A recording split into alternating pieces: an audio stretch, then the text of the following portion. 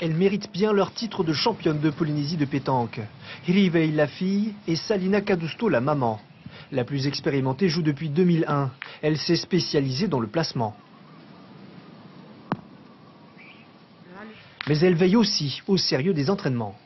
On s'entraîne 1h30 par jour et on tire une demi-heure et on pointe une demi-heure.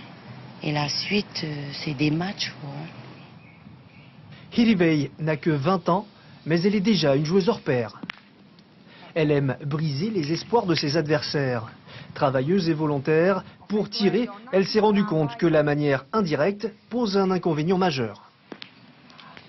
Tu tapes devant la boule, soit le problème c'est que soit elle rebondit, soit sur un caillou ou peu importe, et elle peut dévier. Alors que toi, tu as choisi quoi? Alors que moi, j'ai choisi de taper directement sur la boule, parce que c'est plus précis et tu peux mieux assurer le tir. Mère et fille Kadousto forment une doublette on ne peut plus sérieuse et redoutée.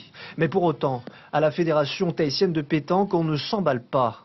La prochaine étape, c'est les championnats de France. Autant dire les championnats du monde, puisque les Français en ont le titre. Si dur que ça? Sortir au moins des poules, accéder au 32, au 16e de finale, c'est déjà beau. Hein. Il faut un peu se rappeler justement en 2009, Nathalie Wong et Amélie donc, ont atteint les demi-finales, ce qui est très beau, et ce qui est excellent même je dirais, hein, mais qui jusqu'à aujourd'hui n'a pas encore été réitéré.